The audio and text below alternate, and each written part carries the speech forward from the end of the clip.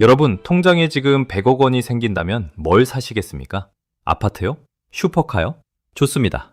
그런데 전투기는요? 웃음이 나오시죠?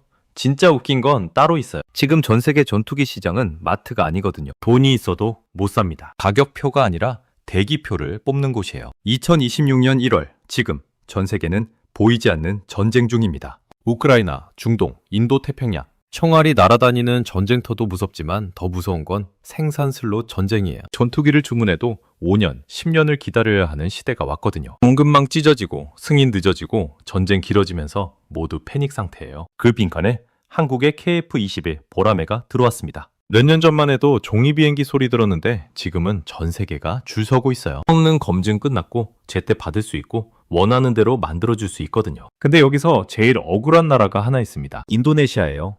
공동개발 파트너였는데 돈 안 내고 기술만 훔치려다가 자리를 잃었거든요. 1조 원 넘게 한국한테 떼먹고 뒤늦게 우리도 사고 싶다 애걸하고 있어요. 그 사이 세계는 줄을 섭니다. 오늘 궁금한 경제학에서 이 게임의 룰을 경제학으로 낱낱이 풀어보겠습니다. 여러분, 구독과 좋아요는 영상 끝나고 누르셔도 괜찮습니다. 자, 지금부터 왜 어떤 나라는 땅을 치고 후회하고 어떤 나라는 대기표 뽑게 됐을까요? 지금 시작하겠습니다. 요즘 전투기 시장이 이상합니다. 우리가 아는 시장의 룰이 작동 안 해요. 돈 있으면 물건 살 수 있는 게 자본주의 아닙니까?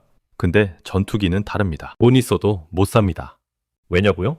지금은 가격 경쟁이 아니라 인도 시점 경쟁이거든요. 계약해도 몇 년씩 기다리는 구조예요. 이게 무슨 말이냐? 예를 들어 볼까요? 여러분이 동남아 어느 나라 국방장관이라고 칩시다. 지금 당장 전투기 40대 필요해요. 왜냐고요? 옆 나라가 군비 확장 중이거든요. 원쟁 날 수도 있어요. 3년 안에 전력 확보해야 합니다. 첫 번째 선택지, 미국 F-35입니다. 성능 최고죠? 5세대 스텔스예요. 근데 2024년 기준 단가가 약 1,100억 원이에요. 40대 사면 4조 4천억 원입니다. 비싸죠? 더 큰 문제는 인도 시점이에요. 지금 계약하면 2030년 이후나 받습니다. 5년을 기다려야 해요. 그 사이 전쟁 나면요? 끝입니다. 전투기 없이 맨손으로 싸우는 거예요. 게다가 운용비가 무섭습니다. F-35 비행시간당 유지비가 약 42,000달러예요. 연간 200시간만 뛰어도 840만 달러, 한화로 약 115억 원입니다. 한 대를요. 40대면 연간 4,600억 원이에요. 정비, 부품, 교육, 시스템 유지, 이게 다 돈이거든요.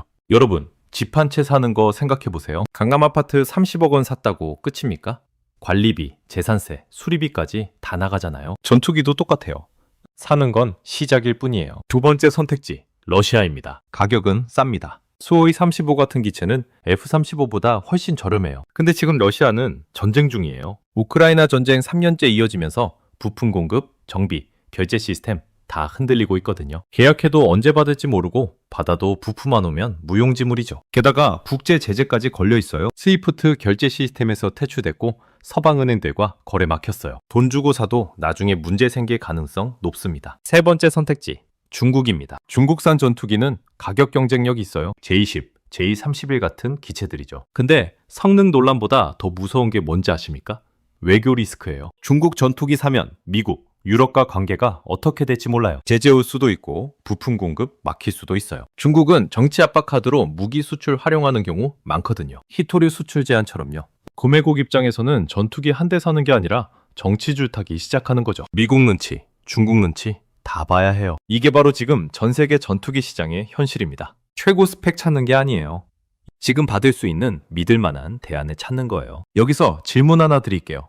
여러분이 국방장관이라면 10년 뒤에 올지 말지 모르는 최고 스펙 전투기와 3년 안에 받을 수 있는 검증된 전투기 중 뭘 선택하시겠습니까? 답은 명확합니다. 지금 받을 수 있는 거예요. 전쟁은 기다려주지 않으니까요. 이게 바로 KF-21이 세계 시장에서 주목받는 이유입니다. 생산 슬롯 있고 일정 잡혀 있고 검증 끝났어요. 구매국 입장에서는 보험을 사는 겁니다. 그럼 KF-21이 뭐가 그렇게 특별하냐고요? 단순히 일정 잘 맞춰서가 아니에요. 성능이 놀랍고 원하는 대로 업그레이드 할 수 있고 각 나라 요구사항에 맞춰서 커스터마이징이 가능하거든요. 이게 진짜 무기예요. 그럼 지금부터 KF-21의 진짜 힘이 뭔지 보여드리겠습니다. 전투기 하나 만드는 게 얼마나 어려운지 아십니까? 자동차 만드는 거랑 차원이 다릅니다. 자동차는 도로에서 달리면 되지만 전투기는 하늘에서 싸워야 하거든요. 속도, 고도, 기동성, 무장, 전자전 이게 다 생존과 직결됩니다. 그래서 전투기는 시험 비행이라는 관문을 통과해야 해요. 방위사업청 발표 숫자 보십시오. KF-21은 42개월 동안 1600회 시험 비행했습니다. 무사고로요. 13,000개 시험 조건 검증했어요. 이게 무슨 의미냐고요? 구매국 입장에서는 보험 증서가 생긴 겁니다. 이 기체가 하늘에서 안전하게 작동한다는 걸 3년 반 동안 증명했거든요. 보셨습니까? 이게 신뢰예요. KF-21은 공식적으로 4종 5세대급입니다. 5세대 스텔스는 아니에요. 그런데 설계 단계부터 생존성 높이는 방향으로 만들어졌어요. 주스텔스 개념이라고 보시면 됩니다. 완전히 레이더에 안 잡히는 건 아니지만 적보다 먼저 발견하고 먼저 쏠 수 있는 능력 갖췄다는 거죠. 그런데 여기서 첫 번째 마법이 시작됩니다. KF-21은 완성형이 아니라 진화형이에요. 무슨 말이냐고요? 블록 개량이 가능하다는 겁니다. 블록 1, 블록 2, 블록 3 이렇게 단계적으로 업그레이드 할 수 있어요. 구매국 입장에서 생각해 보십시오. 여러분이 베트남 공군 참모총장이라고 칩시다. 지금 당장 필요한 건 공중우세 확보예요. 중국이 남중국해에서 압박하고 있거든요. 근데 예산은 제한적이에요. 어떻게 하시겠습니까? KF-21 블록 2를 먼저 삽니다. 이건 기본형이에요. 공대공 전투 중심이죠. 2026년 공식 발표 기준 블록 1 가격은 약 8,300만 달러, 하나로 약 1,200억 원입니다. F-35가 약 1,100억 원이니까 비슷한 수준이에요. 근데 차이가 뭐냐고요? 여기서 중요한 전제가 하나 있습니다. 이 숫자는 엔진과 일부 지원 패키지가 포함된 가격입니다. 가면에 많이 비교되는 F-35에 약 1,100억 원이라는 숫자는 전투기 기체 가격만 따로 떼어낸 수치예요. 엔진과 유지 체계까지 포함하면 F-35의 실제 도입 비용은 KF-21보다 훨씬 더 올라갑니다. 그러니까 이건 KF-21이 더 비싼 전투기가 아니라 비교 기준이 다른 숫자를 나란히 본 착시인 겁니다. 그래서 가성비 좋으면서 성능도 최고라는 극찬을 전 세계로부터 평가받고 있는 겁니다. 그리고 중요한 게 인도 시점입니다. F-35는 5년 기다려야 하는데 KF-21은 2, 3년이면 받을 수 있어요. 그리고 여기서 진짜 마법이 시작됩니다. 5년 뒤 예산 여유 생기면요.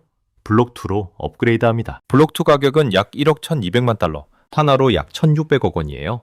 이건 공대지 타격 능력이 추가되는 거예요. 공중전만 하던 전투기가 지상 목표도 타격할 수 있게 되는 거죠. 또 5년 뒤 블록 3으로 또 업그레이드해요. 여기선 전자전 능력까지 강화되는 겁니다. 즉 레이더 교란하고 미사일 무력화하고 통신 방해할 수 있어요. 보셨습니까? 한 번 사고 끝이 아니에요. 10년, 20년 동안 계속 진화할 수 있는 업그레이드 길이 열려 있는 겁니다. 이게 구매국들이 원하는 거예요. 왜냐고요? 전쟁은 바뀌거든요. 위협도 바뀌고 기술도 바뀌고 전술도 바뀝니다. 20년 전에 산 전투기로 지금 싸울 수 있습니까? 힘들죠. 그래서 업그레이드가 필수예요. 그리고 여기서 두 번째 마법이 나옵니다. KF-21은 각 나라 요구사항에 맞춰서 커스터마이징이 가능해요. 왜 가능하냐고요? 처음부터 모듈화 설계로 만들어졌거든요. 모듈화가 뭐냐고요? 레고 블록 생각하시면 됩니다. 기본 몸통은 같은데 필요한 부품 갈아 끼울 수 있는 거예요. 레이더 바꾸고 싶으면 레이더 교체하고, 무장 바꾸고 싶으면 무장 교체하고, 전자장비 업그레이드 하고 싶으면 업그레이드 하는 거죠. 예를 들어볼까요? 필리핀은 해상 초계가 중요합니다. 중국 어선들이 영해 침범하거든요. 그럼 배함 미사일 추가하고 해상 탐지 레이더 강화하면 됩니다. 폴란드는 러시아 국경 지상군 대비가 중요해요. 그럼 공대지 정밀 타격 무장 강화하면 돼요. 터키는 산악 지형 작전이 많아요. 그럼 지형 추적 레이더 추가하면 됩니다. 보셨습니까? 똑같은 KF-21이지만 나라마다 완전히 다른 전투기가 되는 거예요. 옷 맞춰 입어보셨죠? 기성복보다 맞춤복이 비싸지만 몸에 딱 맞잖아요. 전투기도 똑같습니다. 각 나라 상황에 딱 맞는 전투기가 필요해요. KF-21이 바로 그걸 해주는 거예요. F-35는 못해요. 미국이 만든 표준 사양 그대로 써야 해요. 러시아도 못하고 중국도 마찬가지예요. 근데 KF-21은 돼요. 이게 얼마나 엄청난 장점인지 아십니까? 실제로 한국공군은 블록기 양산 계약 진행했습니다. 2026년 하반기부터 40기 인도 예정이에요. 이게 무슨 의미냐고요? 실전 배치 달력이 돌아가고 있다는 겁니다. 구매국들이 가장 무서워하는 게 뭔지 아십니까? 계약했는데 일정 미뤄지는 거예요. 돈은 나갔는데 기체는 안 오는 거죠. 그런데 KF-21은 이미 한국공군용 양산 돌아가고 있어요. 그런데 말입니다. 이렇게 놀라운 전투기를 개발할 때 한 나라가 약속을 어겼습니다. 공동개발 파트너였던 나라가 돈은 안 내고 기술만 훔치려다가 결국 자리를 잃었어요. 그 나라 이름이 뭔지 아십니까? 바로 인도네시아입니다. 지금부터 그 이야기를 해드리겠습니다. 공동개발이라는 게 뭔지 아십니까? 돈만 내는 게 아니에요. 권리를 사는 겁니다. 기술 이전, 산업 참여, 데이터 접근, 이게 다 패키지로 묶여 있어요. 그런데 이 패키지의 가장 비싼 자산이 뭔지 아십니까? 바로 신뢰입니다. 인도네시아는 원래 KF-21 개발비의 20%를 분담하기로 약속했어요. 금액으로 치면 약 1조 7천억 원입니다. 큰 돈이죠? 2015년 사업 시작할 때 계약서에 서명해서 우리가 20% 낼 테니 기술 이전도 20% 받고 나중에 자체 생산도 할 수 있게 해달라. 그런데 이 친구들이 뭘 했는지 아십니까? 돈을 안 냈어요. 2015년부터 2026년 지금까지 11년이 지났습니다. 이 긴 세월 동안 겨우 3,800억 원만 냈어요. 약속한 금액의 22%밖에 안 됩니다. 보셨습니까? 약속한 돈의 5분의 1만 내고는 우리도 파트너다, 이러고 있는 겁니다. 이게 말이 됩니까? 식당에서 10만 원짜리 밥 먹고 2만 원만 내고 나도 손님이다, 이러는 거랑 똑같아요. 한국 정부는 참았어요. 그래, 경제 사정 어려울 수 있지. 이해한다. 2025년 6월까지 재협상했습니다. 그럼 6천억 원만 내세요. 원래 약속의 35% 수준으로 깎아준 거예요. 1조 1천억 원을 탕감해 준 겁니다. 1조 1천억 원이 얼마냐고요? 서울 강남 아파트 84제곱미터가 30억 원입니다. 366채를 살 수 있는 돈이에요. 이걸 그냥 날려준 거죠. 누구 돈으로요? 한국 국민 세금으로요. 여러분, 돈으로요. 그런데 이 친구들이 그것도 제때 안 냈어요. 6천억 원으로 줄여줬는데도 차입히 미루고 있어요. 이 정도면 뭐라고 불러야 합니까? 얌체죠. 하렴치죠. 돈 줄어들면 뭐가 줄어들까요? 권리도 같이 줄어듭니다. 공동개발은 단순 구매 계약이 아니거든요. 개발 과정에 참여하고 기술 배우고 나중에 자체 생산까지 할 수 있는 권리 얻는 구조예요. 그런데 분담금 주면 그 권리도 조정될 수밖에 없어요. 기술 이전 범위 줄어들고 산업 참여 기회 제한되고 데이터 접근 수준 낮아지는 거죠. 원래는 20% 파트너였으니까 설계도면 20%, 생산기술 20%, 정비기술 20%다 받을 수 있었어요. 근데 이제는요, 6% 수준으로 줄어든 겁니다. 자업자득이죠? 근데 여기서 더 가관인 게 뭔지 아십니까? 2024년에 인도네시아 파견기술진의 자료 반출 의혹 사건이 터졌어요. 돈은 안 내면서 기술 자료는 몰래 빼돌리려 했다는 거죠. 사건의 구체적 전개는 보도마다 다르지만 한국 보안당국이 조사에 나선 건 사실이에요. 어떤 보도는 USB에 설계도면 담았다고 하고 어떤 보도는 사진 촬영했다고 해요. 진실이 뭐든 간에 한 가지는 명확합니다. 신뢰가 완전히 무너졌다는 거예요. 돈 안 내고 약속 안 지키고 기술만 훔치려 하고, 이런 나라를 어떻게 파트너로 대우하겠습니까? 여러분이라면 어떻게 하시겠습니까? 계속 믿고 협력하시겠습니까? 여기서 가상인물 하나 만들어 볼까요? 인도네시아 공군 비장군이라는 사람이 있다고 칩시다. 비장군은 2020년에 KF-21 공동개발 프로젝트 담당자로 임명됐어요. 그때는 꿈에 부풀어 있었죠. 우리도 이제 전투기 자체 생산 국가된다. 인도네시아 항공산업이 도약한다. 하지만 2026년 지금 비장군은 머리를 쥐어뜯고 있습니다. 왜냐고요? 옆나라들 상황 보이거든요. 옆에서 뭐가 벌어지고 있냐고요? 줄 서고 있어요. KF-21 사려고요. 비장군은 이제 깨달았습니다. 우리는 파트너 자리 잃었구나. 분담금 제때 못 냈고 신뢰 잃었고 자리 좁아졌어요. 다른 나라들은 돈 내고 기체만 사가면 되는데 인도네시아는 후회만 남았습니다. 더 억울한 건 뭔지 아십니까? 지금 KF-21의 가치가 올라가고 있다는 거예요. 시험 비행 성공하고 양산 시작되고 전 세계가 주목하면서 가격 협상력도 올라가고 있어요. 2020년에 공동개발 파트너로 들어왔다면요, 이 모든 가치 상승을 같이 누릴 수 있었어요. 수출 한 대당 로열티 받고 기술 배우고 자체 생산하고 일자리 만들고 수십조 원짜리 미래가 있었던 거죠. 근데 지금은요, 그냥 구매국 대기 명단에 있을 뿐입니다. 돈 내고 사가는 거예요. 기술 이전? 없습니다. 산업 참여? 없습니다. 자체 생산? 꿈도 못 꿉니다. 로열티? 당연히 없죠. 한국이 얼마나 손해봤는지 아십니까? 인도네시아가 약속 어긴 1조 1천억 원. 이 돈을 한국이 메워야 했어요. 한국 국민 세금으로요. 여러분, 돈으로요. 화나지 않습니까? 이게 바로 경제학에서 말하는 신뢰 비용입니다. 돈으로 환산할 수 없는 자산이에요. 한 번 잃으면 회복하기 어렵습니다. 인도네시아는 6천억 원도 제때 안 냈지만 수십조 원짜리 미래를 잃었어요. 인도네시아는 지금 뭘 하고 있냐고요? 뒤늦게 우리도 사고 싶다고 애걸하고 있어요. 근데 이미 늦었습니다. 파트너 자리는 없어요. 이제는 그냥 손님일 뿐이죠. 보셨습니까?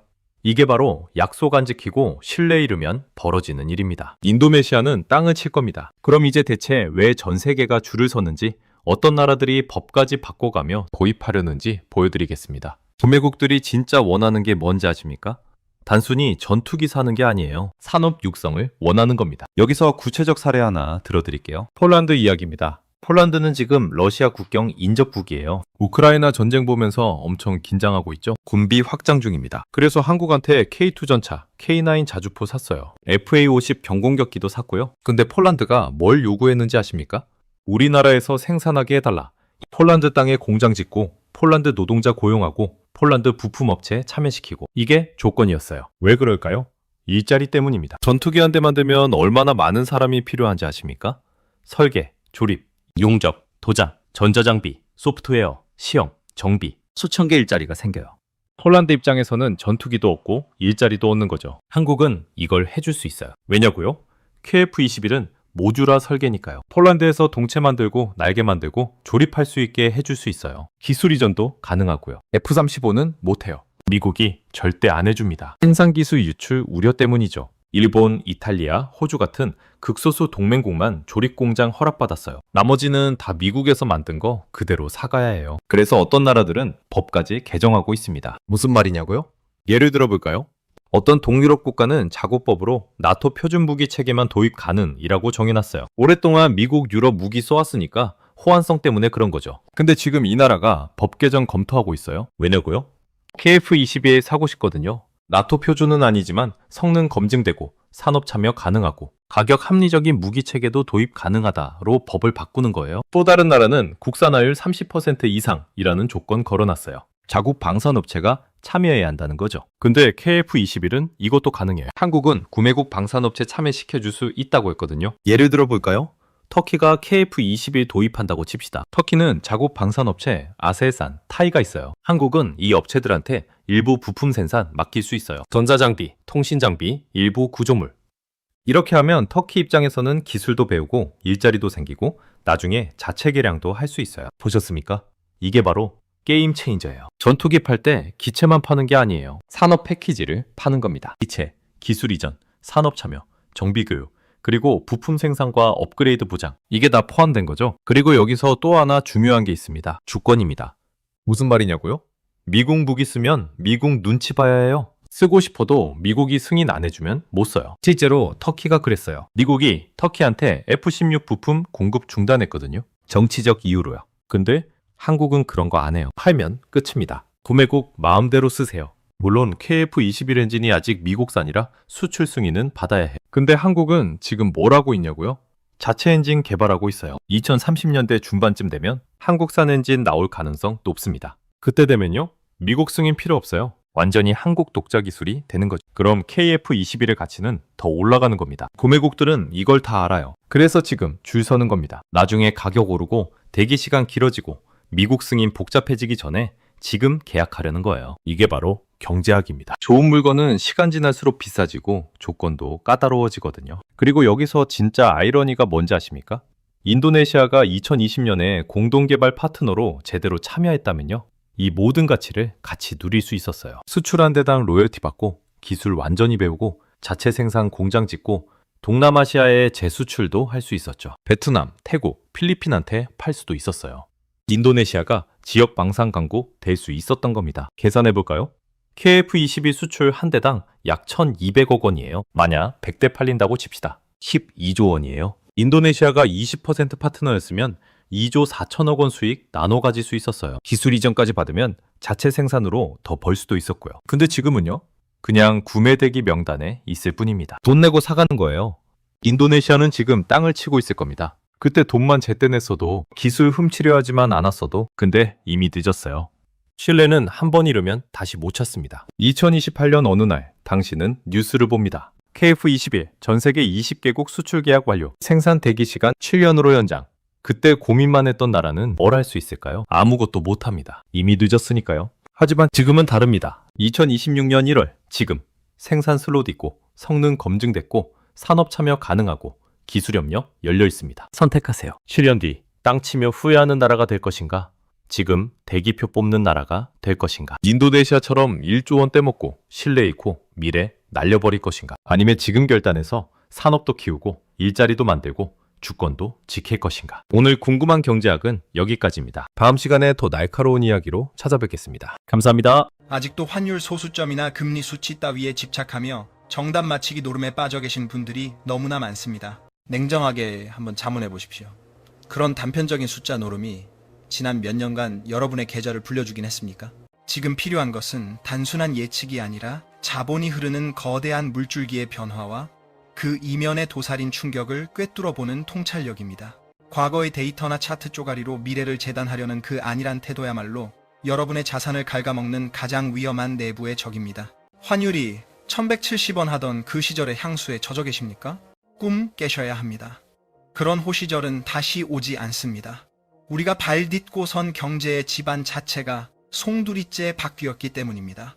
미국 최고법원의 판결부터 연준 내부의 알력 다툼, 그리고 공급망의 붕괴까지 기존의 질서가 산산이 조각나고 새로운 판이 짜이고 있습니다. 오늘 제가 전해드릴 내용은 시시한 경제 전망 리포트 따위가 아닙니다. 이 살벌한 격변의 장에서 여러분의 재산을 지켜내고 살아남기 위해 반드시 무장해야 할 생존 매뉴얼이자 핵심 전략입니다. 이 거대한 흐름을 읽어내지 못한다면 여러분의 소중한 자산은 여러분도 모르는 사이에 허공으로 증발해버릴 것입니다.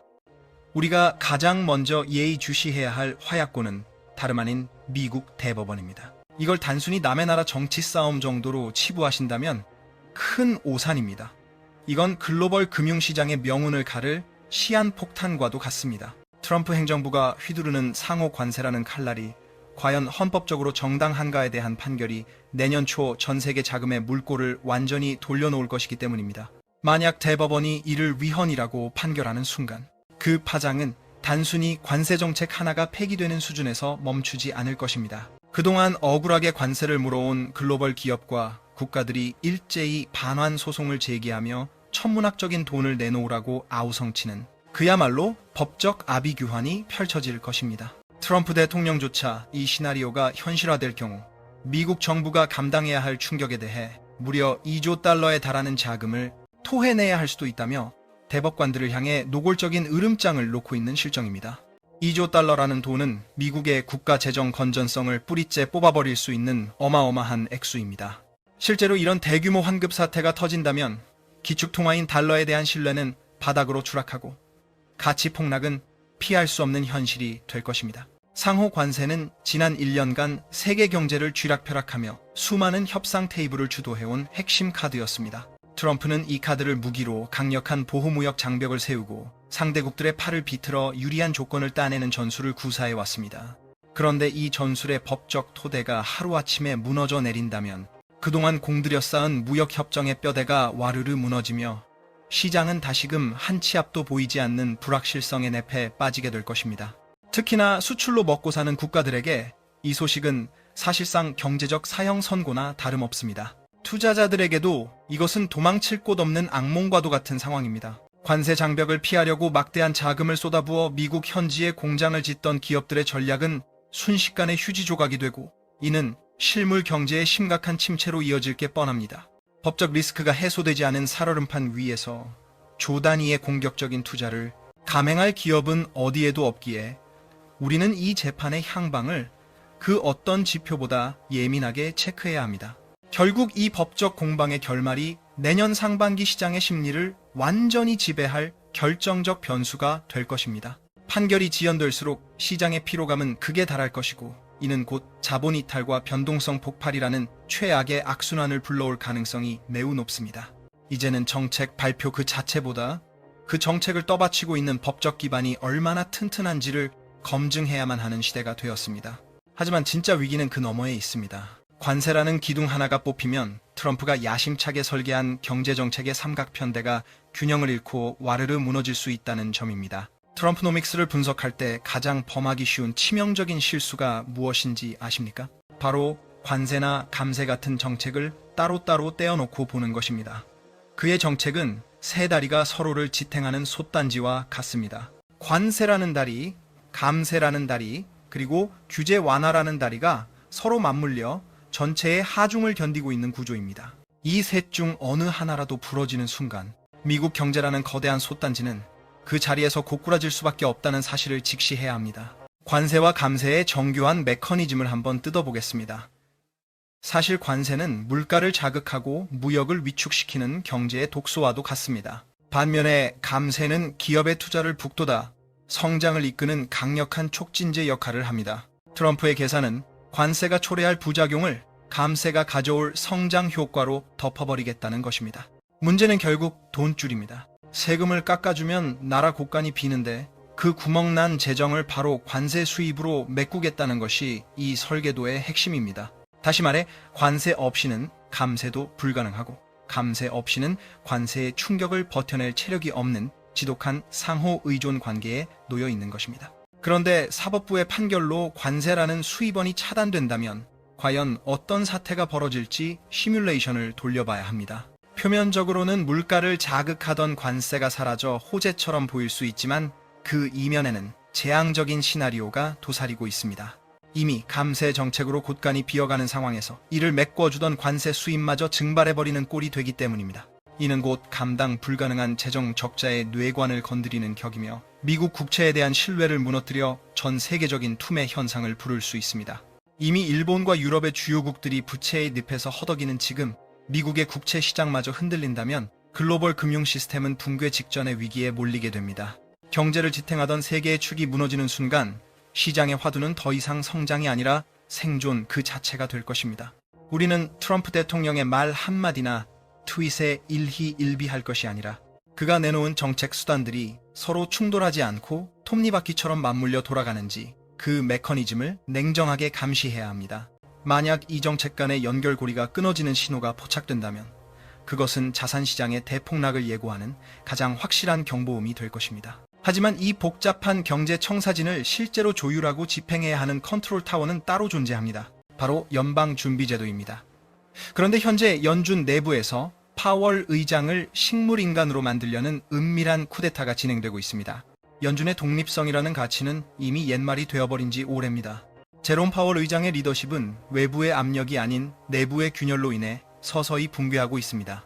백악관은 파월을 직접 해임하는 무리수를 두는 대신 교묘한 심리전과 인사권을 휘둘러 연준을 자신들의 하부 조직처럼 길들이고 있습니다. 이미 케빈 워시 같은 친정부 인사들이 차기 수장으로 거론되는 마당에 월가는 파월의 입이 아닌 권력의 실세들이 보내는 신호에만 귀를 기울이고 있습니다. 이것은 단순한 인사교체를 넘어 통화정책의 예측 가능성이 송두리째 흔들리는 비상사태임을 직시해야 합니다.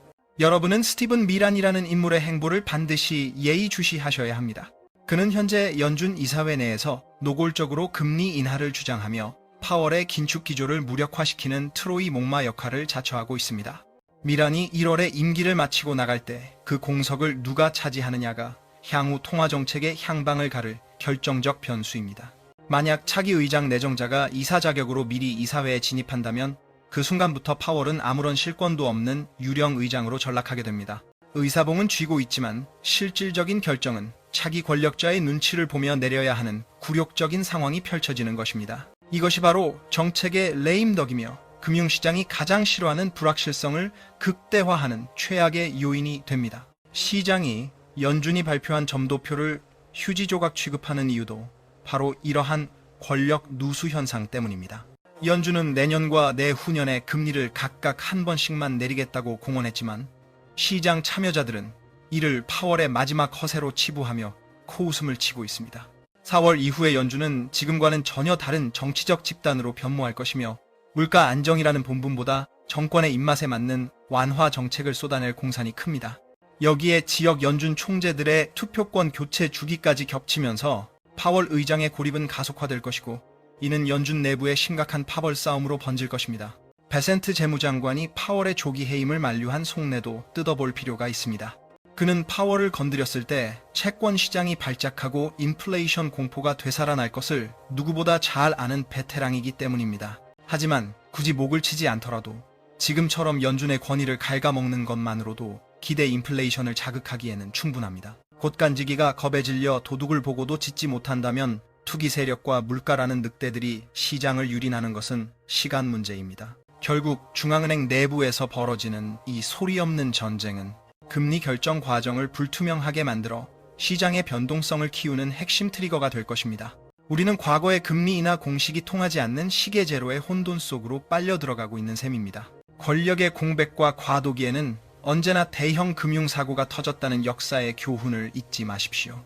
그런데 이 치열한 권력 투쟁의 이면에 우리가 놓치고 있는 또 하나의 전선이 형성되어 있습니다. 바로 서민들의 생존권이 걸린 미국의 중간 선거와 그 바닥 민심의 흐름입니다. 미국의 정치 시계바늘이 다시금 긴박하게 돌아가고 있습니다. 11월에 치러질 중간 선거는 의회 권력 재편을 넘어 트럼프 행정부의 국정 동력을 좌우할 생명선이나 다름없습니다. 2016년의 승리가 2018년의 참패로 뒤집혔던 그 쓰라린 악몽을 트럼프 진영은 뼈저리게 기억하고 있습니다. 상원을 사수한다 해도 하원을 내주게 되면 그가 구상한 모든 정책은 입법 문턱을 넘지 못한 채 휴지 조각이 될 것이며 이는 곧 식물 정부의 시작을 알리는 것입니다. 이 맥락에서 최근 뉴욕 정가에서 일어난 조란 맘다니의 파란을 주목할 필요가 있습니다. 무명에 가까웠던 그의 승리는 지금 미국 유권자들이 무엇에 가장 목말라 있는지를 적나라하게 보여주는 사건입니다. 그가 내건 슬로건은 거창한 이념이 아니라 바로 affordability, 즉 먹고 사는 문제의 해결이었습니다. 살인적인 월세와 고물가에 지친 미국 서민들의 분노는 이미 폭발 임계점을 넘어서고 있습니다. 뉴욕의 심장부에서 사회주의 성향의 인물이 압도적인 승리를 거머쥐었다는 사실, 이건 단순히 정치 뉴스가 아닙니다. 지금의 부의 불평등이 임계점을 넘었다는 가장 강력한 경고음입니다. 중간 선거를 코앞에 둔 트럼프 전 대통령 입장에서는 이보다 더 뼈아픈 악재는 없을 겁니다. 지지율을 방어하려면 당장 유권자들의 지갑을 두둑하게 만들어야 하는데 아이러니하게도 그가 밀어붙이는 공약들이 정반대의 결과를 초래하고 있기 때문입니다. 금리는 깎고 관세 장벽은 높여서 경기를 띄우겠다는 계산이지만 그게 오히려 물가에 기름을 붓고 서민들의 생계마저 위협한다면 민심은 그야말로 차갑게 식어버릴 게 뻔합니다. 최근 재무부 주변에서 금리 인하 속도 조절이나 관세율 타협론이 흘러나오는 것도 결국은 감당 불가능한 생활비라는 괴물을 어떻게든 잠재워야 하기 때문이죠. 결론적으로 트럼프는 선거 전까지 표심을 잡기 위한 선심성 당근책을 쏟아낼 수밖에 없는 외통수에 걸린 겁니다. 관세 수입으로 거둔 돈을 저소득층에게 현금으로 직접 꽂아주는 파격적인 수표 지급 방안이나 커피나 바나나 같은 장바구니 필수 품목에는 관세를 면제해주겠다는 이야기가 나오는 배경이 바로 여기에 있습니다. 심지어 대중국 강경 모드에서 살짝 발을 빼며 협상 카드를 만지작거리는 모습은 그가 현재 얼마나 벼랑 끝에 몰려있는지를 보여주는 결정적 증거입니다. 관세는 시간이 지나면 녹아 없어질 얼음과 같다는 베센트 장관의 발언은 겉으로는 강한 척하지만 속으로는 타협을 준비하는 그들의 이중적인 본능을 적나라하게 드러냅니다. 문제는 이런 복잡한 정치공학적 셈법이 시장에는 감당하기 힘든 불확실성 폭탄을 던지고 있다는 점입니다. 표를 얻겠다고 원칙을 밥 먹듯이 뒤집는 판국에 어느 투자자가 마음 편히 자금을 굴릴 수 있겠습니까? 사실상 도박판이나 다름없죠. 트럼프의 이 위험한 승부수가 서민들의 생활비 고통을 덜어줄 신의 한 수가 될지 아니면 잡혀가던 인플레이션의 불씨에 기름을 붓는 재앙이 될지는 시간이 지나봐야 알 수 있을 겁니다. 하지만 더 큰 문제는 미국의 이런 복잡한 집안 사정이 전 세계 통화 정책과 충돌하며 역사상 유례없는 파열음을 내고 있다는 사실입니다. 각국의 금리 정책이 서로 엇박자를 내며 찢어지는 거대한 분기점이 우리 눈앞에 닥쳤습니다. 10년 전 상황을 한번 복기해 보십시오. 2015년 말 미국은 금융위기의 그늘에서 벗어나 금리 인상 페달을 밟기 시작했지만 반대로 유럽은 돈을 풀어 제끼는 양적 완화를 택했었죠. 금융권에서는 그 현상을 두고 Great Divergence, 즉 대분기라고 명명했습니다. 그런데 다가오는 내년에는 그때와는 비교도 안 될 만큼 복잡하고 위험천만한 제2차 대분기가 우리를 기다리고 있습니다. 이건 전 세계가 손발을 맞춰 움직이던 통화정책 공조의 시대가 완전히 종말을 고했음을 알리는 상징적인 사건이 될 겁니다. 지금 미국은 정치적인 압박 때문에 울며 겨자 먹기로 금리 인하라는 하행선 열차를 탔지만 주변 주요국들의 행보는 정반대입니다. 호주 중앙은행은 여전한 물가 압력 탓에 금리 인상 카드를 만지작거리고 있고 캐나다 역시 인하 행진을 멈추고 눈치 보기에 들어갔습니다. 여기에 유럽 중앙은행의 거물들 입에서조차 이제는 방향을 틀어 금리를 올려야 한다는 매파적인 발언이 튀어나오는 실정입니다. 미국은 내리겠다는데 다른 선진국들은 멈추거나 오히려 올려 하는 이 기이한 불일치가 전 세계의 자금 흐름을 꼬일대로 꼬이게 만들고 있는 것이죠. 특히 일본의 행보는 우리 경제에 가장 직접적이고 치명적인 위협이 됩니다. 엔캐리 트레이드 자금을 회수하고 엔화 가치를 정상화하려는 일본의 금리 인상, 수출 경쟁력 방어에 사활을 건 한국의 환율 전쟁, 그리고 달러 약세를 유도하려는 미국의 속내가 정면으로 충돌하고 있습니다. 이건 단순히 이자율 몇 퍼센트 차이의 문제가 아닙니다.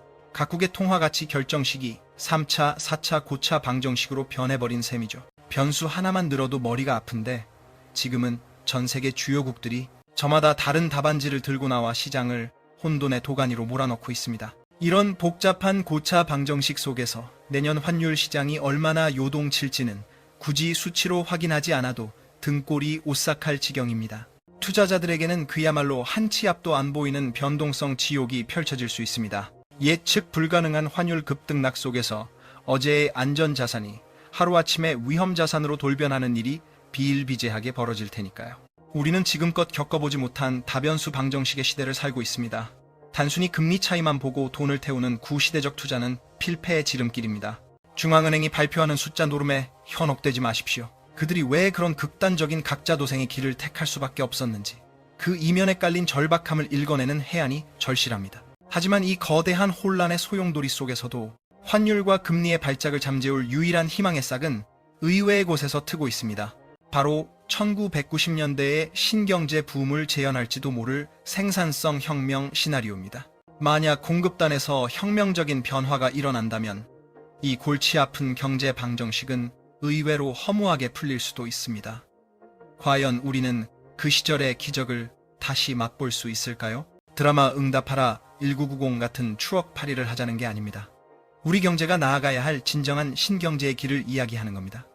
당시 앨런 그린스펀 연준 의장은 물가가 튈 것이라는 동료들의 경고를 무시하고 금리 인상을 최대한 늦췄습니다. 결과는 어땠습니까? 생산성 향상이 물가를 누르고 성장을 견인하는 두 마리 토끼를 다 잡았습니다. 지금 우리 눈앞에서 펼쳐지는 인공지능과 하이퍼스케일러 기업들의 천문학적인 설비 투자가 바로 그 시절의 기술혁명과 소름 돋을 정도로 닮아있다는 점에 주목해야 합니다. 생산성이 높아진다는 것, 쉽게 말해 투입된 돈과 노력 대비 얻어지는 결과물이 기하급수적으로 늘어난다는 뜻이니까요. 공장 자동화와 인공지능의 결합은 생산 원가를 바닥까지 낮추는 혁명입니다. 이는 기업에겐 막대한 마진을, 소비자에게는 가격 파괴라는 혜택을 안겨주는 구조적 축복과도 같습니다. 경제 엔진은 뜨겁게 돌아가는데 물가는 차갑게 식어버리는 이 기이한 골디락스 현상이 현실이 된다면 연준은 인플레 걱정 없이 과감하게 금리 인하 버튼을 누를 수 있는 강력한 명분을 쥐게 됩니다. 실제로 연준이 내놓은 내년 경제 성적표를 뜯어보면 성장률은 올리고 물가 전망은 낮추는 매우 파격적인 수치가 눈에 띕니다. 이는 생산성 혁명이 가능하다는 그들의 확고한 자신감을 시장에 천명한 것으로 해석됩니다. 케빈 워시 같은 유력한 차기 의장 후보들조차 90년대식 공급혁명을 설파하고 있습니다. 수요가 폭발해 물가가 뛰는 게 아니라 공급망이 뚫리며 인플레 압력이 자연스레 소멸될 것이라는 논리입니다. 이 시나리오가 내년에 적중한다면 자산시장은 우리의 예상을 뛰어넘는 슈퍼사이클에 진입할 가능성이 큽니다. 성장은 폭발적인데 이자 부담은 사라지는 투자자가 꿈꾸던 지상 낙원이 바로 코앞에 열리는 셈입니다. 하지만 이 장밋빛 전망 뒤에는 우리가 반드시 직시해야 할 서늘한 경고장이 하나 붙어 있습니다. 바로 한국 경제의 체질이 바뀌며 들이닥친 환율의 구조적 쇼크입니다. 과거의 상식으로는 납득할 수 없는 일, 달러당 1,400원 시대. 이제는 피할 수 없는 현실로 인정해야 합니다. 1,400원이라는 숫자를 볼 때마다 우리는 조건 반사적으로 IMF 사태를 떠올립니다. 그러나 이제 그 숫자는 공포의 대상이 아니라 우리가 적응해야 할 새로운 상수가 되었습니다. 냉정해지셔야 합니다. 지난 10년간 익숙했던 1,170원? 그건 이제 역사책에나 나오는 숫자입니다. 우리 경제의 기초 체력이 완전히 달라졌기에 저환율 시대로의 회귀는 불가능한 미션이 됐습니다. 기준점이 이동했다는 것, 이것이 바로 뉴노멀의 실체입니다. 그리고 그 배후에는 경제 주체들의 거대한 머니 무브가 자리 잡고 있습니다. 개인 투자자들의 움직임을 보십시오.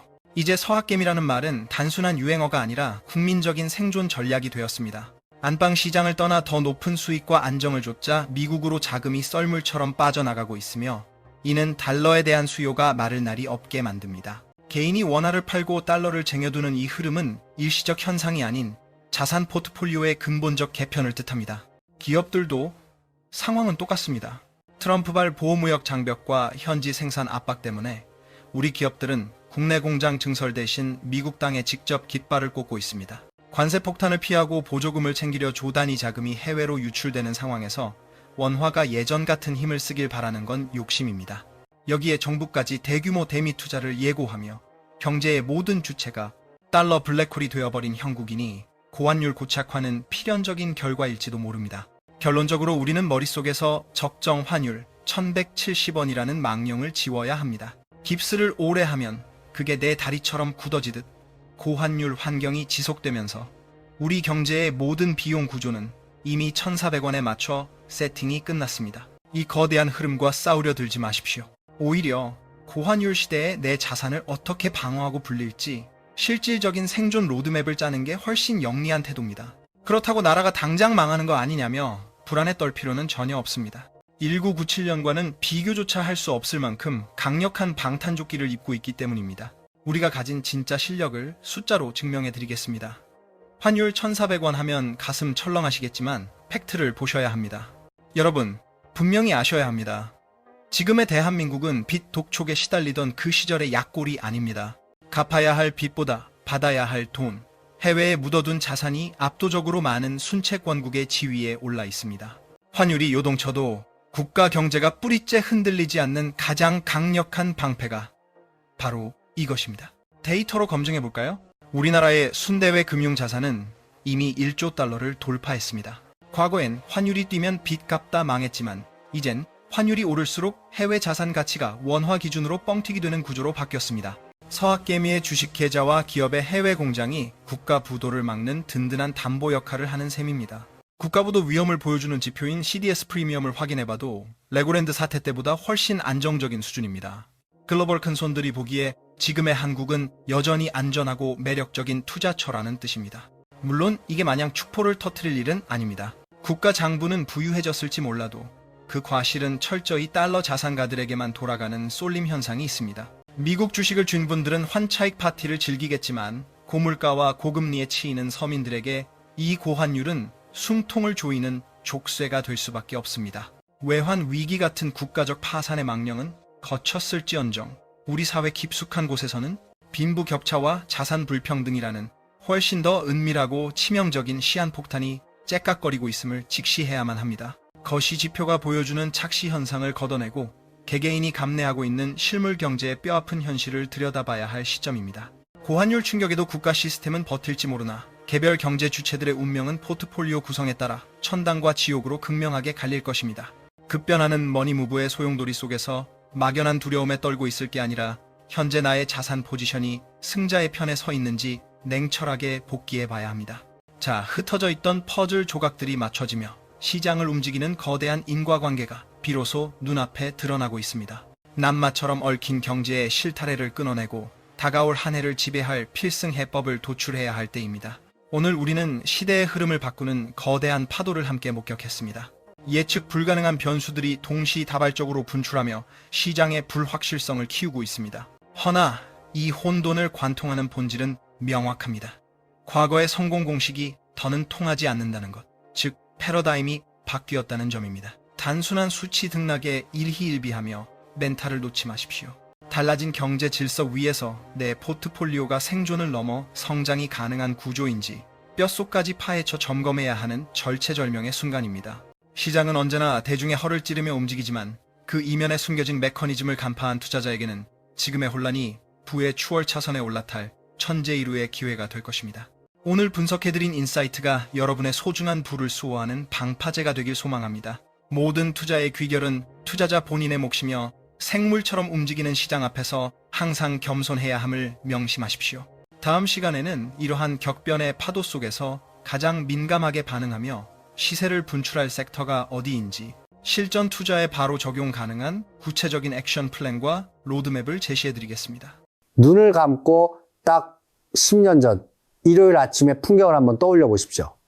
서울의 어느 번화가를 가도 흔하게 볼 수 있던, 아니 너무나 당연했던 풍경이 있습니다. 도로를 점령한 고급 세단들의 행렬과 주차 요원들의 날카로운 호루라기 소리, 양손에 두툼한 흰색 봉투를 쥐고 엘리베이터를 타기 위해 몸싸움을 벌이던 수많은 사람들, 그것은 단순한 소음이 아니었습니다. 돈이 도는 소리였고 대한민국 경제가 펄떡거리는 심장 박동 소리였습니다. 그 화려한 건물의 주인들은 로비에 서서 쏟아져 들어오는 인파를 보며 확신했을 겁니다. 이 황금알을 낳는 거인은 영원히 죽지 않을 거라고, 문만 열어두면 돈은 알아서 제 발로 걸어 들어올 거라고 말입니다. 하지만 오늘 바로 그 장소에 다시 가보십시오. 무엇이 보이십니까? 굳게 닫힌 셔터에는 시뻘건 녹이 슬었고 봄 예식을 알리던 화려한 현수막은 색이 바랜 채 흉물스럽게 너덜거리고 있습니다. 먼지가 뽀얗게 앉은 회전문은 마치 거대한 짐승의 사체처럼 멈춰서 있습니다. 축배를 들은 샴페인 잔 부딪히는 소리도 신랑 신부 입장을 알리는 웅장한 팡파르도 사라졌습니다. 들리는 것이라고는 깨진 유리창 틈으로 새어 들어오는 건조한 바람 소리와 바닥을 굴러다니는 마른 낙엽 소리뿐입니다. 이 지독한 정막을 평화라고 착각하지 마십시오. 이것은 비명입니다. 수백억 원짜리 자산이 소리 소문 없이 증발하면서 지르는 최후의 비명입니다. 사람들은 무심코 지나가며 혀를 찹니다. 경기가 안 좋아서 망했나 보네. 아니요. 천만에요. 그렇게 단순한 문제가 아닙니다. 이것은 한 시대의 믿음이 붕괴된 참혹한 현장입니다. 부동산은 불패라는 믿음, 결혼은 필수라는 믿음, 그리고 내일은 오늘보다 더 부자가 될 거라는 막연한 낙관이 처참하게 배신당한 증거입니다. 저 거대한 콘크리트 괴물이 쓰러지면서 만들어낸 파편이 지금 당신의 발밑으로 튀고 있습니다. 저 텅 빈 웨딩홀이 그저 남의 일 같으십니까? 어쩌면 저 모습은 아무런 준비 없이 변화를 맞이할 당신의 5년 뒤, 10년 뒤 미래일지도 모릅니다. 자, 이제 저 녹슨문을 열고 안으로 들어가 보겠습니다. 그 화려했던 성전이 도대체 왜 차가운 무덤으로 변했는지 그 잔인한 진실을 똑똑히 목격해야만 당신은 살 길을 찾을 수 있습니다. 웨딩홀 주인이 망했다고 해서 그 사람 인생이 끝나는 건 아닙니다. 그들은 썩어도 준치라고 건물 하나 날려도 어딘가에 숨겨둔 아파트가 있고 땅이 있습니다. 진짜 지옥은 그 화려한 성전의 그림자 아래서 먹고 살던 사람들에게 찾아왔습니다. 웨딩홀 건너편에서 20년 넘게 드레스 수선을 하던 김 사장님, 매일 새벽 뷔페 주방에 신선한 야채를 대던 트럭 기사 박씨 아저씨, 주말이면 예식장 손님을 태우기에 길게 줄을 서던 택시 기사님들, 이 거대한 생태계의 가장 밑바닥에 있는 사람들부터 숨통이 끊어지고 있습니다. 대한민국을 흔히 자영업 공화국이라고 부릅니다. 회사에서 은퇴하면 퇴직금 털어서 치킨집을 차리거나 카페를 여는 것이 무슨 정해진 코스처럼 되어버린 나라입니다. 그래서 많은 분들이 대형 예식장 근처에 가게를 열었습니다. 큰 고래 옆에 붙어 있으면 콩고물이라도 떨어질 줄 알았으니까요. 주말마다 수천 명이 몰려오니 커피 한 잔씩만 팔아도 노후는 보장될 거라고 믿었습니다. 하지만 그 믿음은 대형 예식장이 문을 닫는 순간 산산조각이 났습니다. 주말 매출이 0원이 되었습니다. 평일 장사로 임대료를 메꾸고 주말 장사로 생활비를 벌던 공식이 깨져버린 겁니다. 통계를 보면 기가 막힙니다. 지난해 대한민국에서 새로 문을 연 자영업자 10명 중 8명이 폐업 신고를 했습니다. 폐업하는 데 걸린 시간은 평균 2년도 채 되지 않았습니다. 이게 무슨 뜻인지 아십니까? 평생 상사 눈치 보며 먹고 싶은 거 안 먹고 모은 퇴직금 1억 원, 2억 원이 공중분해되는데 딱 2년이면 충분하다는 뜻입니다. 권리금은커녕 철거 비용이 없어서 야반도주를 고민하는 사장님들이 지금 이 거리 뒤편에 수두룩합니다. 그런데도 아직 많은 50대, 60대 가장들은 이 잔혹한 현실을 모른 채 불나방처럼 뛰어듭니다. 남들은 망해도 나는 다를 거야. 나는 더 열심히 하면 되겠지. 천만에요. 개인의 노력으로 구조적인 재앙을 이길 수는 없습니다. 지금 길거리에 나붙은 임대문의 종이들이 단순히 빈 가게를 알리는 광고지로 보이십니까? 아닙니다. 그건 평범한 가장들의 꿈과 노후가 처참하게 살해당했다는 사망 진단서입니다. 자본주의 시장은 당신의 땀방울 개수를 세어주지 않습니다. 흐름이 끊긴 곳에 서 있는 자에게는 오직 파산이라는 결과만 던져줄 뿐입니다. 당신은 지금 어디에 서 있습니까? 혹시 이미 물이 말라버린 강바닥에서 비가 오기만을 기다리며 그물을 던지고 있지는 않습니까? 정신 차리십시오. 비는 오지 않습니다. 도대체 그 발 디딜 틈 없던 하객들은 다 어디로 증발해버린 걸까요? 단순히 인구가 줄어서 혹은 경기가 안 좋아서라는 뻔하고 게으른 핑계는 대지 맙시다. 지금 대한민국 예식장들이 줄줄이 문을 닫는 진짜 이유는 이 사회의 경제 허리를 담당하는 20, 30대 청년들이 결혼식이라는 시스템 자체에 대해 아주 조용하지만 강력한 파업을 선언했기 때문입니다. 냉정하게 한번 물어보겠습니다. 요즘 직장인들에게 청첩장이 도착한다는 것은 무슨 의미일까요? 그것은 반가운 초대가 아닙니다. 그것은 내 월급을 강제로 뜯어가는 세금 고지서이자 인간관계를 인질로 잡고 돈을 내놓으라는 협박장이나 다름없습니다. 청첩장 봉투를 여는 순간부터 머릿속에서는 아주 피곤하고 비참한 계산기가 돌아가기 시작합니다. 지금 서울 시내 예식장 식대가 얼마인지 정확히 아십니까? 8만 원에서 9만 원을 웃돕니다. 강남의 웬만한 곳은 10만 원이 넘습니다. 여기서부터 비극이 시작됩니다. 5만 원을 내자니 밥값도 안 되는 돈을 내고 밥을 얻어먹는 파렴치한 인간이 되는 것 같아 눈치가 보입니다. 가서 밥을 먹는 순간 예비 부부에게 손해를 끼치는 민폐 하객이 되는 겁니다. 그렇다고 10만 원을 내자니 손이 떨립니다. 월급은 그대로인데 가스비 오르고 전기세 오르고 월세 내고 나면 10만 원은 내 일주일치 식비이자 생존 자금입니다. 친하지도 않은 직장 동료의 30분짜리 연극을 구경하는 대가로 10만 원이라는 거금을 입장료로 내야 하는 상황. 청년들은 이것을 축하가 아니라 일종의 벌금으로 받아들입니다. 그래서 그들은 선택했습니다. 욕을 먹더라도 차라리 관계를 끊기로 한 겁니다. 축의금 낼 돈으로 차라리 내 공과금을 내거나 나를 위해 쓰는 게 훨씬 남는 장사라는 냉정한 판단을 내린 것입니다. 이것을 두고 기성세대는 요즘 애들은 정이 없다느니 개인주의가 너무 심하다느니 하며 혀를 찹니다. 하지만 정말 그들이 돈이 없어서 인색해서 그럴까요? 여기서 우리는 아주 모순적이고 불편한 진실을 마주해야 합니다. 축의금 10만 원에는 벌벌 떠는 그 청년들이 한 끼에 15만 원이 넘는 오마카세 식당에는 줄을 서고 백화점 명품관 앞에서는 텐트를 치고 밤을 빱니다. 이 기이한 현상을 도대체 어떻게 설명하시겠습니까? 답은 아주 간단합니다. 그들에게 나를 위한 소비는 확실한 보상이지만 남을 위한 축의금은 회수 불가능한 매몰 비용이기 때문입니다. 더 적나라하게 말해볼까요? 그들은 지금의 결혼식 문화를 폰지 사기라고 생각합니다. 과거 우리 부모님 세대에게 경조사비는 일종의 보험이자기였습니다. 내가 오늘 김 부장님 딸 결혼식에 돈을 내면 언젠가 내 아들 결혼식 때 김 부장님이 혹은 그 자녀가 그 돈을 돌려줄 거라는 암묵적인 사회적 계약이 존재했습니다. 서로 돕고 사는 아름다운 품앗이였죠. 하지만 지금의 20, 30대에게 이 계약은 완전히 파기되었습니다. 그들은 알고 있습니다. 나는 결혼을 못할 수도 있고 안 할 수도 있다는 사실을 말입니다. 내가 결혼을 안 하면 내가 사회생활하면서 뿌린 그 수천만 원의 축의금은 영원히 돌려받지 못하는 돈이 됩니다. 나중에 들어온 사람은 절대 돈을 벌 수 없는 구조, 즉 다단계 사기의 마지막 피해자가 바로 자신들이라는 것을 깨달은 겁니다. 내가 주인공이 될 확률이 제로에 수렴하는데 왜 남의 잔치에 가서 돈을 내고 박수를 치는 유료 들러리 역할을 해야 합니까?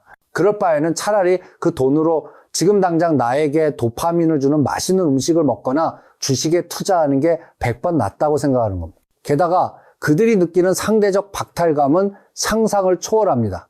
인스타그램을 켜면 세상을 온통 화려한 결혼식 사진으로 도배가 됩니다. 수천만 원짜리 스튜디오 촬영, 호텔 예식, 명품 예물, 그 화려한 보여주기 쇼를 지탱하기 위해 왜 가난한 하객들이 십시일반 돈을 보태줘야 합니까? 부자들의 과시욕을 채워주기 위해 내 쥐꼬리만한 월급을 헌납해야 한다는 사실에 젊은 세대는 분노를 넘어 혐오를 느끼고 있는 겁니다.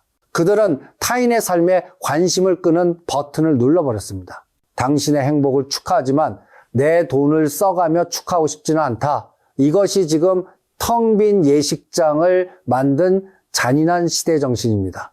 사람이 없어서 예식장이 망하는 게 아닙니다. 한국 사회를 지탱해온 신뢰와 관계라는 자본이 완전히 바닥났기 때문에 망하는 겁니다. 더 이상 남을 위해 기꺼이 지갑을 열어줄 착한 호구는 이 세상에 없습니다. 각자 도생의 정글에서 예의나 체면 따위는 생존에 방해되는 사치품이 돼버렸으니까요. 자, 그렇다면 주인이 떠난 이 거대한 건물은 앞으로 어떻게 될까요? 도시의 흉물로 남아서 비바람에 썩어갈까요? 아닙니다. 자본은 피냄새를 맡은 상어처럼 냉혹하고 또 기가 막히게 빠릅니다. 돈 냄새가 나는 곳을 찾아 이미 리모델링 공사가 시작되었습니다. 망치 소리와 드릴 소리가 요란한 공사 현장 안을 자세히 들여다보십시오. 그 순백의 드레스가 스치고 지나가던 대리석 바닥 위로 시멘트 가루가 날립니다. 신랑 신부가 수줍게 팔짱을 끼고 행진하던 그 버진 로드, 모두의 축복과 박수가 쏟아지던 그 길 위로 지금 무엇이 깔리고 있는지 아십니까? 바로 병원 침대입니다. 휠체어와 이동식 들것이 부드럽게 지나갈 수 있도록 문턱이 깎여나가고 있습니다. 하객들의 웃음소리와 스테이크, 굽는 냄새가 가득했던 연회장은 이제 거동이 불편한 노인들이 링거를 꽂고 누워서 죽음을 기다리는 병실로 개조되고 있습니다. 신부 대기실에 그 향긋했던 꽃향기는 사라졌습니다. 대신 그 자리를 코를 찌르는 소독약 냄새와 퀴퀴한 노인 냄새, 그리고 기저귀 냄새가 채우고 있습니다. 이것이 지금 대한민국 부동산 시장에서 벌어지고 있는 가장 거대하고 소름 끼치는 자산의 대이동입니다. 웨딩홀이라는 간판이 떼어지고 그 자리에 실버타운, 요양병원, 그리고 장례식장이라는 간판이 붙습니다. 어제까지는 새로운 인생의 출발을 축복하던 곳이 오늘부터는 인생의 마지막을 정리하는 대기실로 바뀐 것입니다. 이것을 단순히 감성적으로 슬퍼할 일이 아닙니다. 여기에는 아주 차갑고 치밀한 자본의 계산이 깔려 있습니다. 건물주 입장에서는 웨딩홀보다 요양시설이 훨씬 더 매력적인 비즈니스입니다. 생각해 보십시오. 결혼식은 주말 이틀, 그것도 점심시간 반짝 장사입니다. 하지만 요양병원은 어떻습니까? 1년 365일, 하루 24시간 침상이 돌아갑니다. 한 번 들어온 고객은 죽어서야 나갑니다. 이보다 더 안정적인 현금 흐름이 어디 있겠습니까? 더 잔인한 진실을 말씀드릴까요? 지금 대한민국에서 돈이 있는 계층은 누굽니까? 결혼을 앞둔 20, 30대 청년입니까? 아닙니다. 그들은 학자금 대출과 월세에 허덕이는 빈털터리들입니다. 지금 대한민국 부의 80% 이상을 쥐고 있는 사람들은 바로 은퇴를 앞둔 58년 개띠 베이비 부머 세대들입니다. 그들은 평생을 갈아 넣어 마련한 서울 아파트 한 채를 가지고 있습니다. 이제 그들은 그 아파트를 팔아서라도 자신들의 노후를 편안하게 보살펴줄 고급 실버타운을 찾고 있습니다. 자본은 정확히 그 지점을 파고들었습니다. 돈 없는 청년들의 결혼식 따위는 돈이 안 됩니다. 대신 돈 많은 노인들의 기저귀를 갈아주고 밥을 떠먹여주는 것이 수십 배 더 남는 장사라는 것을 간파한 겁니다. 그래서 지금 강남 한복판의 예식장들이, 도심의 대형 호텔들이 앞다투어 시니어 레지던스로 간판을 바꿔 달고 있습니다. 그들은 광고합니다. 호텔 같은 서비스, 최고의 의료진, 당신의 품격 있는 마무리를 책임집니다. 하지만 그 화려한 광고 문구 뒤에 숨겨진 본질은 무엇입니까? 그것은 대한민국이라는 나라가 더 이상 미래를 위해 투자하지 않는다는 뜻입니다. 아이를 낳고 기르는 인프라를 부수고 그 자재를 뜯어다가 노인을 수용하는 시설을 짓고 있다는 뜻입니다. 어떤 곳은 아예 한 건물 안에서 원스톱 서비스를 제공하기도 합니다. 위층은 요양원이고 지하층은 장례식장입니다. 위층에서 숨이 끊어지면 엘리베이터를 타고 바로 지하로 내려가서 화장을 하고 장례를 치릅니다. 효율적이라고요. 네, 지독하게 효율적입니다. 하지만 그 효율성 속에서 인간의 존엄이나 삶의 희망 같은 단어는 찾아볼 수가 없습니다. 시장은 거짓말을 하지 않습니다. 유모차가 다녀야 할 길을 전동 휠체어가 점령했습니다. 마트 진열대에는 아기 분유보다 성인용 영양식과 단백질 음료가 더 넓은 자리를 차지했습니다. 이 변화는 거스를 수 없는 거대한 해일입니다. 당신은 지금 어디에 베팅하고 있습니까? 혹시 아직도 과거의 영광에 취해 인구가 늘어나고 소비가 폭발할 거라는 환상 속에 살고 있지는 않습니까? 정신 차리십시오. 스마트한 돈은 이미 요람을 버리고 무덤으로 이동했습니다. 그리고 여기서 마지막으로 당신에게 묻고 싶습니다. 당신은 준비가 되셨습니까? 저 화려하게 리모델링된 고급 실버타운에 들어갈 보증금 5억 원, 월 이용료 300만 원에서 500만 원을 감당할 자신이 있습니까? 만약 그 돈이 없다면 당신이 늙고 병들었을 때 가게 될 곳은 어디일까요? 아마도 저 도시 외곽, 곰팡이가 핀 허름한 수용소 같은 시설에서 이름 모를 누군가와 칼잠을 자야 할지도 모릅니다. 웨딩홀이 사라진 자리에 들어선 저 요양병원은 돈 있는 자들에게는 천국이지만 준비 없는 자들에게는 그림의 떡, 아니 쳐다보기도 싫은 공포의 대상이 될 것입니다. 자, 이제 남의 불행을 보며 혀를 차는 일은 그만합시다. 저 텅 빈 웨딩홀이 불쌍해 보이십니까? 망해버린 예식장 사장님이 안타깝습니까? 정신 차리십시오. 지금 남 걱정할 때가 아닙니다. 저 무너진 예식장은 단순한 건물이 아닙니다. 그것은 거대한 해일이 오기 전에 가장 먼저 울리는 재난 경보 사이렌입니다. 그리고 그 사이렌은 지금 당신을 향해 미친 듯이 울부짖고 있습니다. 당신은 지금 안전하다고 믿습니까? 매달 꼬박꼬박 들어오는 월급 혹은 은퇴 후 월세나 받으며 살려고 사둔 상가 한 칸 아니면 평생을 바쳐 장만 껍데기뿐인 아파트 한 채 당신은 그것들이 당신의 노후를 지켜줄 철옹성이라고 믿고 있을 겁니다. 과거에는 그랬습니다. 하지만 그 과거의 정답이 지금은 당신의 목을 조르는 현재의 오답이 되었습니다. 저 예식장 사장님도 당신처럼 생각했습니다. 사람들이 결혼을 안 하겠어? 설마 내가 망하겠어? 그 아니란 설마가 수백억 자산가를 하루아침에 빚쟁이로 만들었습니다. 지금 세상이 돌아가는 판을 보십시오. 인구는 줄어들고 금리는 당신의 키보다 높게 솟았습니다. 인공지능과 로봇은 당신의 일자리를 야금야금 파먹고 있고 국가는 텅 비어버린 연금 곡간을 채우기 위해 당신의 주머니를 더 쥐어짤 것입니다. 이런 상황에서도 나는 성실하게 살았으니까 괜찮을 거야 라고 자의하시겠습니까? 미안하지만 자본주의는 당신의 성실함 따위에는 관심이 없습니다. 시장은 오직 적응하는 자에게만 먹이를 주고 도태된 자는 가차없이 씹어먹습니다. 지금 당신이 붙잡고 있는 그 동아줄이 썩은 동아줄인지 아닌지 확인해 보셨습니까? 퇴직금 털어서 차린 치킨집, 대출 끼고 산 오피스텔, 남들이 다 하니까 따라했던 그 모든 투자들이 내일 아침 눈을 떴을 때 저 흉물스러운 웨딩홀처럼 변해 있지 않으리라는 보장이 어디 있습니까? 물은 이미 턱 밑까지 차올랐습니다. 그런데도 아직 갯벌에서 조개를 줍느라 정신이 팔려 있다면 당신은 쓸려가는 파도에 비명지를 시간조차 없을 겁니다. 변화는 예고 없이 문을 부수고 들어옵니다. 스마트한 사람들은 이미 배를 갈아탔습니다. 그들은 죽어가는 부동산에서 돈을 빼내고 달러를 사고 미래 산업에 투자하고 스스로의 능력을 키우며 생존 배낭을 싸고 있습니다. 그런데 당신은 지금 무엇을 하고 있습니까? 기억하십시오. 시간은 절대 당신의 편이 아닙니다. 늙어가는 것은 당신의 몸뚱어리만이 아닙니다. 당신의 자산도, 당신의 직업도, 당신의 상식도 늙어가고 있습니다. 오늘 이 영상이 당신의 뺨을 때리는 아픈 자극이 되었기를 바랍니다. 저 텅 빈 예식장의 먼지 쌓인 로비에 당신의 미래가 겹쳐 보이지 않기를 진심으로 빕니다. 각자 도생, 제발 살아남으십시오. 아무도 당신을 구하러 오지 않습니다.